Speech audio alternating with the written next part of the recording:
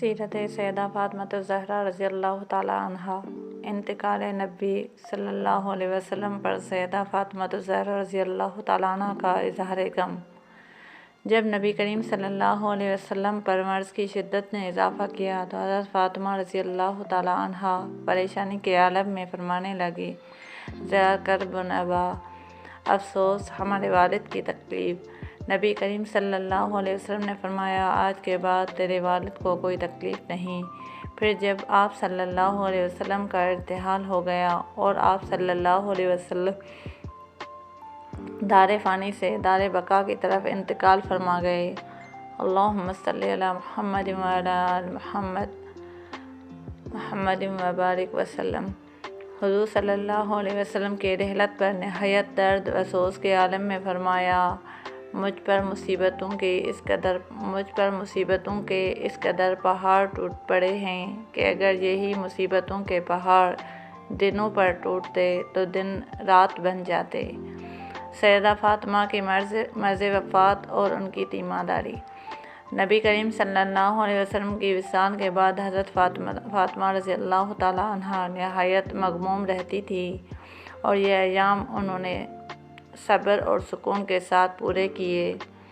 آپ کی عمر 28 یا 29 برس تھی۔ آپ بیمار ہو گئیں۔ ان بیماری کے ایام میں آپ کی تیمارداری اور خدمات حضرت ابوبکر صدیق رضی اللہ تعالیٰ عنہ کی بیوی حضرت اسماء بنت امیس سر انجام دیتی تھی۔ سیدہ فاطمہ کا انتقال۔ حضور نبی کریم صلی اللہ علیہ وسلم کی وصال کے 6 ماہ بعد حضرت فاطمہ رضی اللہ تعالیٰ عنہ بیمار ہوئیں اور چند روز بیمار رہیں۔ پھر 3 رمضان 11 ہجری منگل کی شب 28 یا 29 برس کی عمر مبارک میں آپ کا انتقال ہوا۔ سیدہ فاطمہ رضی اللہ تعالیٰ عنہ کا غسل اور اسماء بنت امیس کی خدمات۔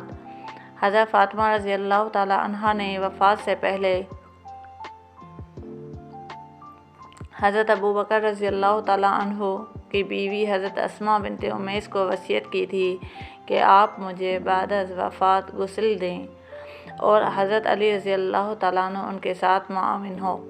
چنانچہ حضرت اسماء بنت امیس نے آپ کے غسل کا انتظام کیا اور آپ کے ساتھ نبی کریم صلی اللہ علیہ وسلم کی غلام حضرت ابو رافع کی بیوی حضرت سلمہ رضی اللہ تعالیٰ عنہا اور حضرت ام ایمن شریک تھیں۔ حضرت علی رضی اللہ تعالیٰ عنہ اس سارے انتظام کی نگرانی فرمانے والے تھے۔ سیدہ فاطمہ رضی اللہ تعالیٰ عنہ کی نماز جنازہ۔ جب حضرت فاطمہ رضی اللہ تعالیٰ عنہ کی نماز جنازہ پڑھنے کا مرحلہ پیش آیا تو حضرت ابوبکر صدیق رضی اللہ تعالیٰ عنہ، حضرت عمر فاروق رضی اللہ تعالیٰ عنہ اور تمام صحابہ کرام جو اس موقع پر موجود تھے تشریف لائے۔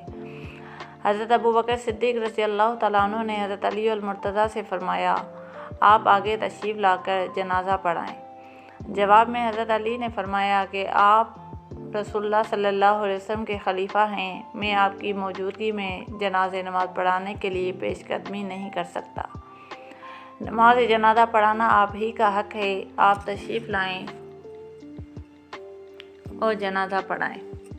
اس کے بعد حضرت صدیق اکبر رضی اللہ تعالیٰ عنہ آگے تشریف لائے، حضرت فاطمہ رضی اللہ تعالیٰ عنہ کا جنازہ پڑھایا۔ نماز جنازے کے بعد حضرت سیدہ فاطمہ کو